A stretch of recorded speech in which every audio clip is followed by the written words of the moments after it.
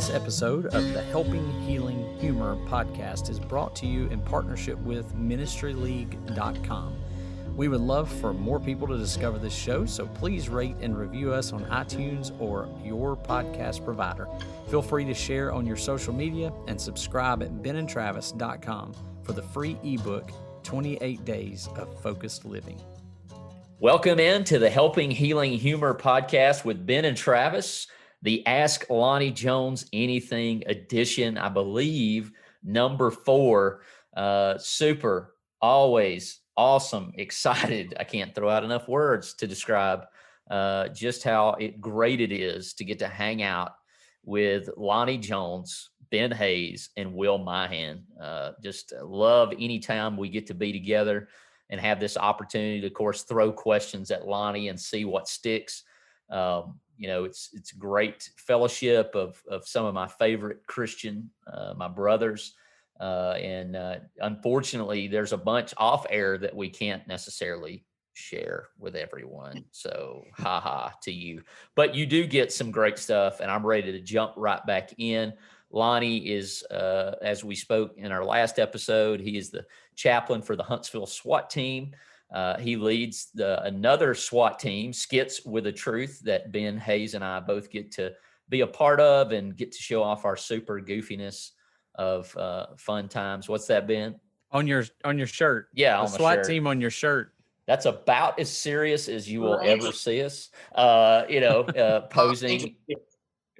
Yeah. So it's good to be back with you, Lonnie. You doing okay tonight? I'm doing really good and couldn't be better to be hanging out with you guys. This is cool. Will, Ben, you guys doing all right?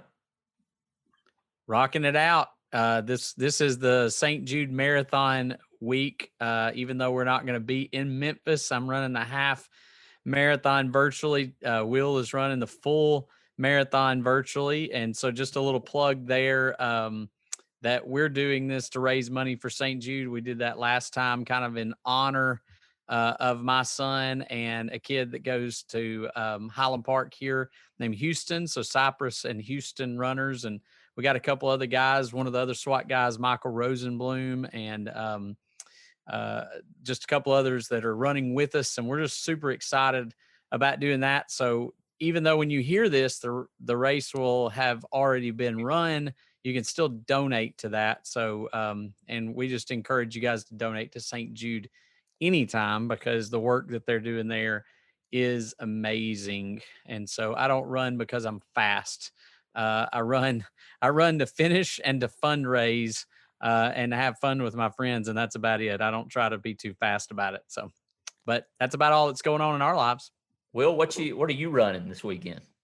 So I'm doing the marathon. I think I'm actually going to have to do mine probably middle of this week, because I've got to go speak this weekend when Ben's running his. But that kind of, if you are cool with it, I'm going to ask Lonnie my question here, because it kind of goes straight with the marathon training, half marathon training, especially. I'm going to do mine around a track. And so I'm going to go 26.2 miles running around the track in a circle.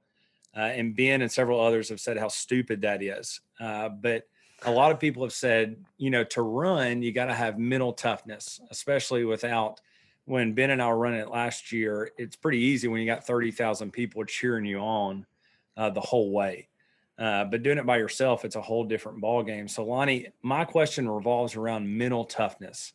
I think a lot of people would consider you someone that is tough. You tend to display that by some of the surgeries that you've gone through, climbing with the SWAT team and everything. But how does someone develop more mental toughness? Because I believe mental toughness is also a part of our spiritual life as well. I think it boils down to probably an Abraham Lincoln quote that I first heard from Carson Gracie. And it involves the concepts of emotional intelligence, understanding your emotions. Emotions lead to self-regulation. Self-regulation involves delayed gratification, impulse control, and motivation. Motivation involves resilience. And it really boils down to making a choice between what do I want most and what do I want now. And in any situation that you're in, You have a now choice and a what do I want most choice. And then I think it boils down to an academic decision. This is what I will strive for, because the easy temporary thing is what I want right now. But resilience or toughness or whatever is what do I want most. And so, Hebrews 12:2, looking to Jesus, who for the joy set before him endured the cross, despised the shame. That's mental toughness, and is now seated at the right hand of God. So I think it boils down to just a simple thing of always remembering, what am I trying to accomplish? What is my most? And then am I going to trade my most for this now thing? And that's purity, that's finances, that's Christianity, that's honesty, that's integrity, and not compromising and giving up the thing that you want most for some temporary, simple, what do I want right now? It's good stuff. And that's as a football coach, I see less and less of that, the ability to, put off, delay gratification. And it's so easy today to get things immediately. And when we don't get it immediately, last week we're playing in the championship game, and unfortunately our offensive coordinator was quarantined, and his son, who is our starting outside linebacker, was quarantined as well. And so I had to call plays for the first time in a couple of years. And I kind of created this formation for, the second half, so they didn't have time to adjust. Well, we're picking up 5-6 yards a carry on it. And, I've got these guys coming over, coach, it's not working. It's not working. I said, well, listen, we're up by 3 touchdowns. The scoreboard is not our enemy. The clock is our enemy. So 5 yards a pop, 3 yards, really 3.5. You get 3.5 3 times, it's a first down, and we're wanting to hold on to the ball. So, even those guys that have learned kind of the mental toughness and been through the paces, sometimes it's hard to be patient and to kind of get what God wants us to have, or what we need when God wants us to have it. It's kind of those things. Read Angela Duckworth's book, Grit. It's a book about resilience and why people finish or don't finish. And there's a pretty good little test in there called the grit scale. And it's basically, how many things have you started and you finished, and it gives you a grit score. And it's she used it as a predictive instrument for who would finish West Point. Really interesting study. Angela Duckworth, and I think it's just entitled Grit.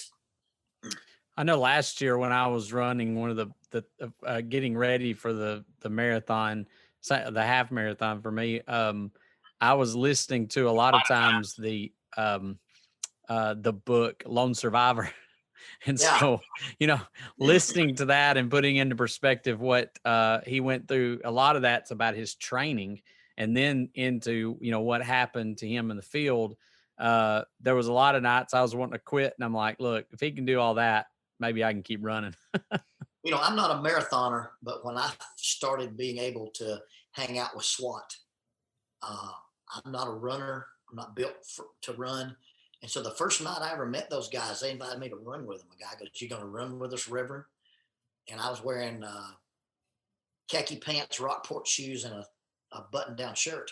I took my shirt off and ran in Rockports and khakis. And of course, I didn't make the whole run. They ran me in the ground. But the next week that I showed up, they said, "Well, you going to run with us again?" And so I made a choice that if I dropped out on a run, I could slow down. But if I stopped and walked, when I got back to the training compound, I threw those shoes away. It didn't matter how old they were, didn't matter how much they were. If I stopped on a run, I took them off my feet and threw them over the fence. You don't do that very often with a pair of Nike accelerators. You quit stopping on runs. I'm just saying. And that was in 92.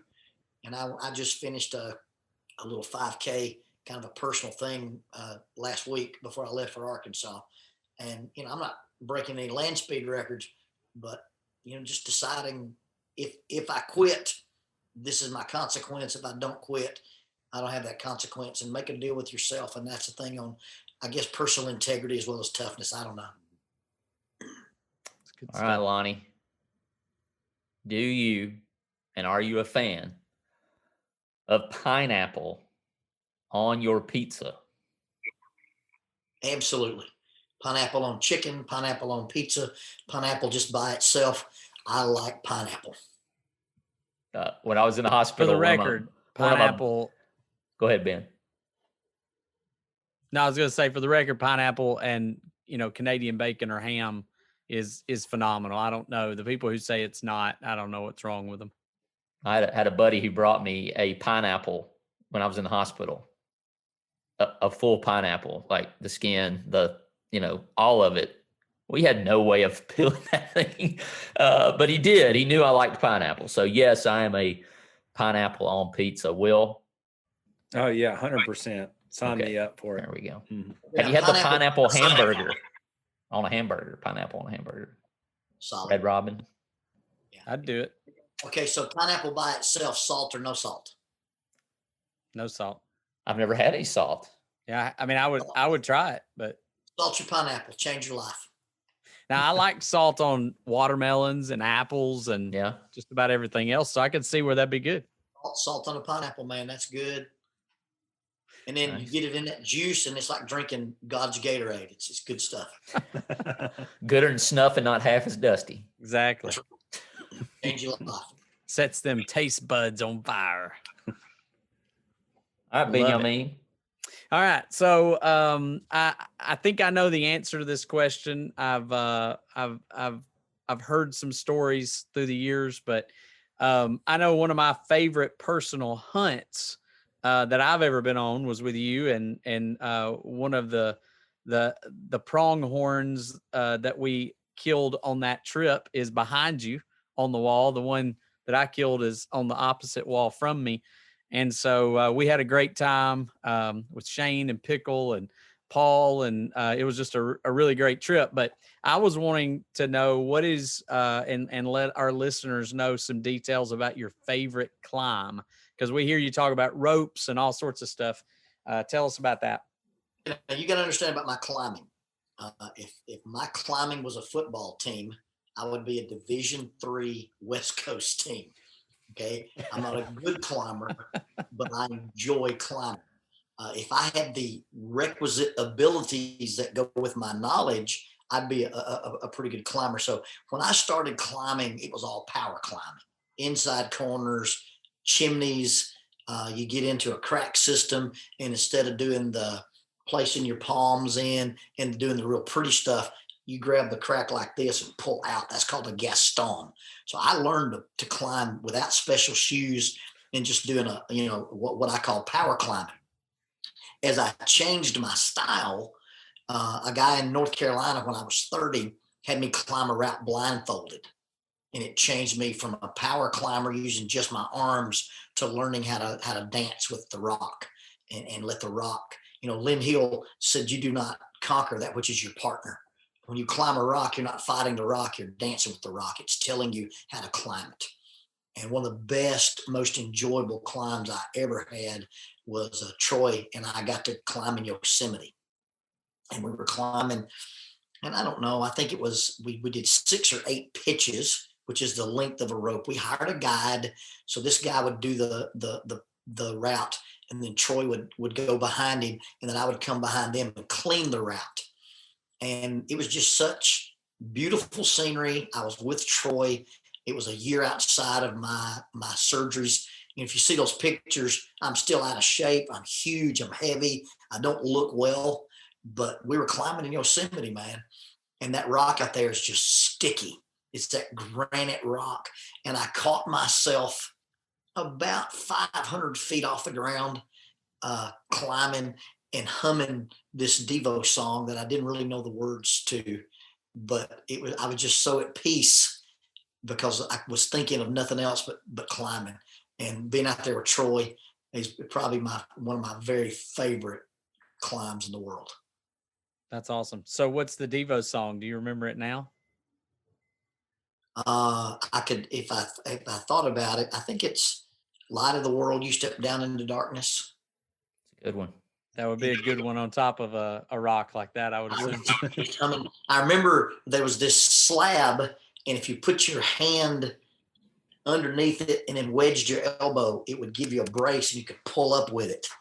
And so this hand was wedging the slab, and I was just frictioning with this hand, and I wasn't having to think about it. I was just doing it and just humming this random song. It was a beautiful fall day, and the sky was pristine blue, and it was just cool. And I was just, I thought when they gave me that bag that I had climbed my last rock, I'd climbed my last tree, I'd rolled my last round in judo or jujitsu, and to be out there on that rock was, I thought I'd probably climbed my last time, because they said they didn't know if the bag would be permanent or temporary.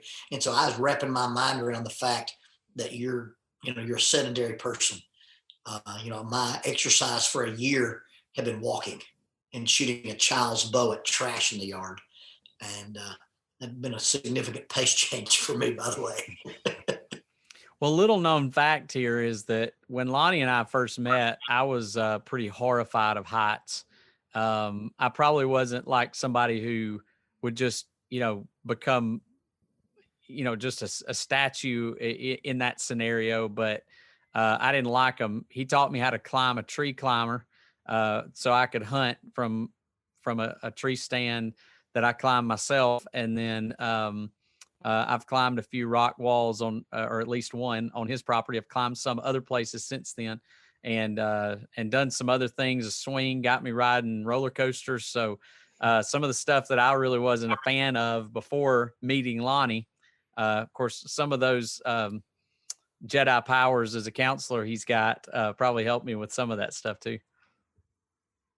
No, you decided that you wanted to be able to do some things with your son.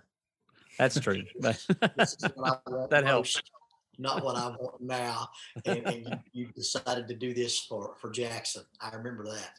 Yeah. So, Lonnie, what part of Yosemite were you in? I was in Yosemite a couple of years ago, and so I was just kind of curious. We were in the Yosemite Valley, and we went. Every one of our pictures of the climb, the second day climb, you can see the nose of El Cap off of my left shoulder in every one of those pictures. So we weren't on the El Capitan buttress, but we were like on the right shoulder. We climbed a real easy route called After Six. We did a crack system. I don't remember the name of it. And then we climbed a super, super easy route called Munganello. And there, like I say, a rock ladder, nothing impressive except the fact that it was pretty high for a couple of old Southern boys. But so if you looked at El Cap and looked to the right, there's some slabs there that we climbed. And a couple of the things we climbed were pretty vertical. Some of them were low angle, but it was really, really cool. Yeah, after standing at the base of El Cap and kind of walking out in there, Free Solo just gives me, the movie gives me some major anxiety after standing at the base of that place. I knew he made that climb. I kind of follow Alex's career, and I was sweating while watching it. Of course, I was in Colorado the first time I climbed in the Rockies. And of course, I've been climbing. I've even done some guiding. And so I hired this guy from Rocky Mountain Mountaineering School. And we go out here and we walk in, and so we start climbing. And the first part of the climb, I think this was 4 or 5 pitches. It was a multi-pitch climb. In this, so here I'm thinking, here you are, you're a pocket climber. You're in this guy's back pocket and you're climbing this rock. You're a tourist.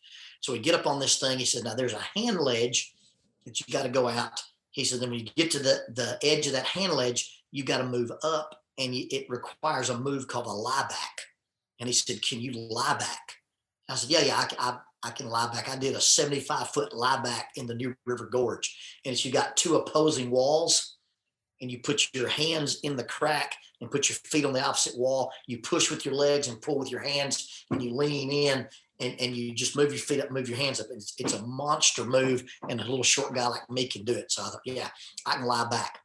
So this guy takes off, and he's at the end of the rope. We can't hear because of the wind. So 3 sharp tugs. I give 3 sharp tugs. He tugs back, and I move out. Well, I get to this slab, and instead of it being against the rock like this, it's against the rock like this.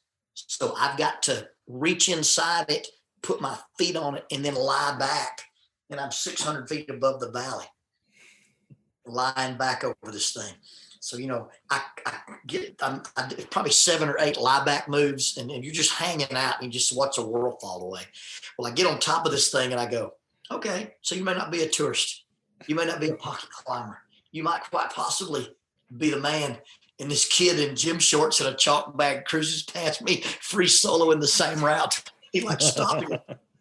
How's it going, dude? And he crawls on past me. So I get to the top of the pitch and I go, some dude just free soloed past me. He goes, oh yeah, that's Chris. He lives out here. He climbs this every day before school. So talk about humility, man.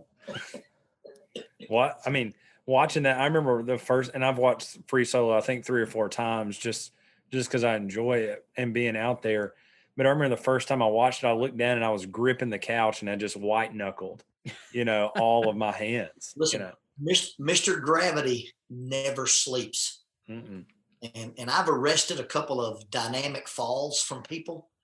And you fall from a height past 1,000 feet, they don't recover bodies, they recover parts. Yeah. The human body comes apart after stuff like that. Okay. And they could have filmed this kid dying. I mean, it was possible to. Well, even those guys that were filming it, they were looking away. They're like, when you get to those certain points and they had that camera zoomed on him, they would turn their backs on the camera. I'm not watching it. And then when he would make it, they'd start looking again. Wasp, misplaced object that falls off the top of that thing, an angry falcon, a rude bat. There's a lot of things can ruin your day up there that you have zero control over. Don't care how good a climber you are. There's some things that you can't manage. If a piece of rock can break with you, it's yeah. What's the concept that you talk about, the intersection between the internals and the externals? It's a really great thought that might go here. Internal hazards and you have external hazards. And when the internal hazards have an intersection with the external hazards, you have a death. James chapter 1, we're tempted by the things that we want. And when we fulfill the desires for those temptations, then it brings forth death. Internal hazard, what I want. External hazard, the opportunity to sin. The same thing happens climbing, same thing happens flying. Great stuff. I could sit and listen to that all day, especially standing there. But had a question that was sent to me. Your favorite scripture as a child versus your favorite scripture now as an adult and in the season of life that you're in now. My favorite scripture as a child was Hebrews, I think 13:6. The Lord is my helper. And I boldly say, the Lord is my helper. I will not fear what man will do to me. Had some very personal references to having backup in your life. And the ultimate backup was the Lord. I guess as a kid, that would have been my favorite. And I guess my overall favorite scripture is Romans 4:17. God gives life to the dead and calls things that are not as though they were. Literally calls things not being as being.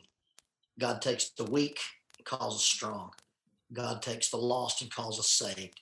God takes sinners and calls us saints. And God never looks at our present. He looks at our potential. And I guess that's been a long-time favorite verse of mine, that God is judging me on a way different scale than I would judge myself or that other people would judge me. It's good stuff. So we have a friend that we also have a text group with. We got a bunch of text groups. We got some with Lonnie. We got one with this fella, and he's getting married in April. And he asked us to ask you if you have some non-cliche or I guess traditional advice that other people always give, practical advice for this couple, this wedded couple to be this spring. Okay, so it's a cheesy Lonnie Jones hand motion. Everybody's familiar with this? Mm-hmm. That's my symbol for cognitive dissonance. I can handle this. I can handle this. I don't tolerate this. This is your marriage. Turn it from this to this. It's called attunement. When you let your spouse know that I understand your world. I don't have to agree with it. I don't have to think it's rational. I don't even have to think it's reasonable. But if I can demonstrate to my spouse that I'm willing to stand in your perspective and not look at you eye to eye, but stand beside you and see your world and then address it from your viewpoint, then you're being selfless And the marker for trust is selfishness or the lack thereof. And when I behave selflessly, you will instinctively trust me. When I behave selfishly, you instinctively won't trust me. And so when you start putting her needs above your rights, you'll fundamentally change the dynamic of every relationship you've ever been in. Good stuff. There you go, our friend. That would be some good advice for a lot of marriages that I've been associated with through counseling and everything else, learning to look at that same perspective. And I think it's Ben Hayes that said, love is not staring longingly into a person's eyes, but standing shoulder to shoulder with them in a foxhole and looking out at the same danger. yeah, I was trying to remember who it was. It didn't come from me, but I had found that. So you get credit for it. But I had read that somewhere, and I thought that was a pretty awesome quote too. So shared it with Lonnie somewhere along the way. So. John Gottman called it attunement. Courtney Armstrong calls it alignment. I think in de-escalation training, we call it building rapport. So you have active listening. Active listening leads to empathy. Empathy builds rapport. Rapport builds influence. Influence, you can create behavioral change. We call that the behavioral change staircase. Mark Goldston in his book, Just Listen, and also FBI hostage negotiation. That's a good book too, by the way. Well, the book, not that one, but what's the other one that he wrote? Talking to Crazy. No, That's a good book too. never split the difference. I think it may not be the same guy. That's a different guy. Yeah. Different guy. Okay. Yeah. But it was on he was a hostage negotiator too. So pretty good stuff. So whose turn is it? I think it's yours, Ben. Is it mine? Okay. Well, so for mine would be, what is your favorite? This was another one that somebody sent in. What's your favorite movie quote? I know you got some good ones. I've heard you, but. Seriously, of all time, Jack Horn is a minor character in the modern version of the Magnificent Seven. And Jack Horn says, to be in the service of others with men that I respect, like you all, I shouldn't have to ask for more than that. That's a good one. Jack Horn, the Magnificent Seven. That's a good one.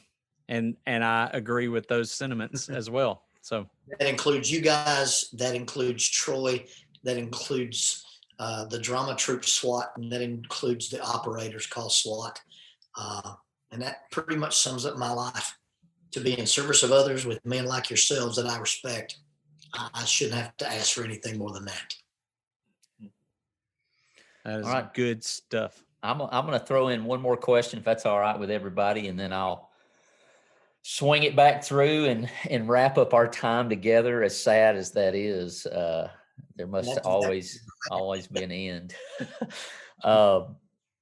But my question to wrap it up, and I may have just lost it, but if there was, and this is a time traveling question, or maybe just a misplaced, if you could go back to any era in time, and this may be easy, maybe a simple shut, closed, what era would you go back to?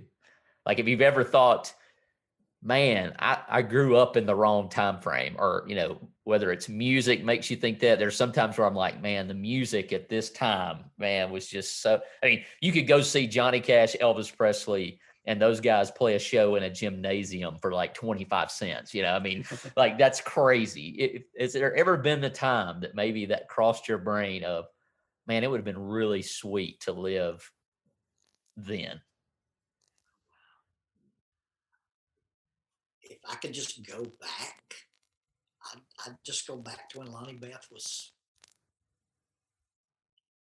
5 or 6.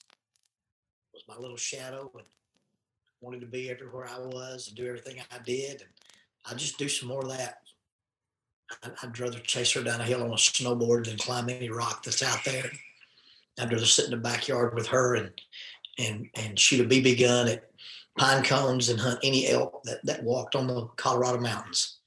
I just go back to her childhood again because I had a really, really good time with that. By the way, in doing my podcast, I found every article I ever wrote about her, from finding out we were pregnant to walking her down the aisle. And I'm going to launch that as one series called the Dad Files.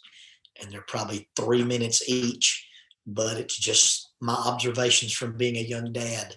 And probably the greatest adventure I've ever had, other than just being married to Jackie, is having that little girl to call me daddy. Well, folks, that's a great transition because I'm going to jump off of here and I'm going to go lay down with my kiddos because they're all about that age. So I'm definitely going to take advantage of that. Obviously, we want you to check out the Keeping Up with Jones podcast. You can do that by simply going to benandtravis.com/friends. Go back down to the middle of the page. You can click the picture there. It'll take you straight there. You can hear all those wonderful episodes. They're quick hitters. They're a great way to start your day. As I've mentioned in the other episode that we just did, my Tuesday is listen to our show, make sure there's no big issues that I got to go fix, which I've had to do. And then I flip over and it's Keeping Up with Jones. And it's an adventure to keep up with Jones. I've just been tremendously blessed by you, from just knowing you as a speaker at CYC to sitting in the crowd and going, man, it would be totally awesome to be part of Skits with the Truth, loading up in a van and getting recruited to now getting to sit here and just shoot the breeze with you, brother. X-Man. Yeah.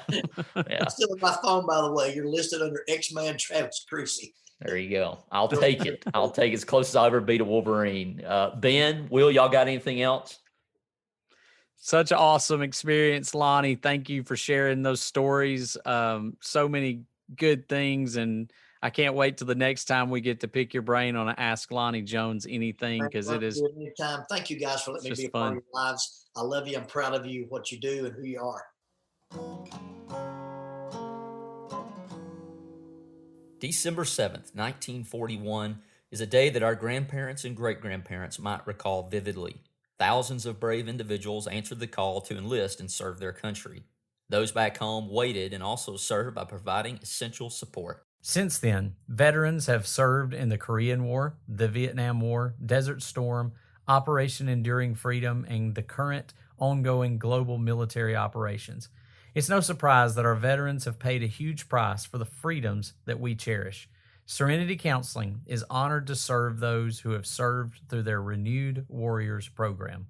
If you are a veteran who struggles with post-traumatic stress, or maybe you love a veteran who is struggling with post-traumatic stress, it can often be hard to talk about. Drug therapy can often feel like a Band-Aid. This program, the Renewed Warriors program, is free. Renewed Spirits is currently recruiting veterans for their equine-assisted support group, working with horses outside in the open air. Give them a call or check out their website for more information and to be a part of this group. They'll let you know the details. All you have to do is report for duty. The horses are very good at helping, but you have to be in their presence for it to work. Give the counselors at Serenity Counseling a call, 256-263-6367, or at their website, serenitycounselingshoals.org. Serenity Counseling is located at 1954 Jackson Road in Florence, Alabama. Serenity Counseling, where hope is given and healing begins.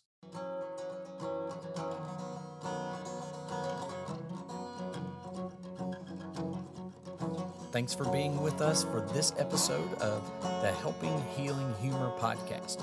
Be sure to download our free ebook, 28 Days of Focused Living, at benandtravis.com and receive all of our Helping Healing and Humor extra content directly in your inbox. We look forward to having you join us at the same Ben and Travis time, same Ben and Travis channel.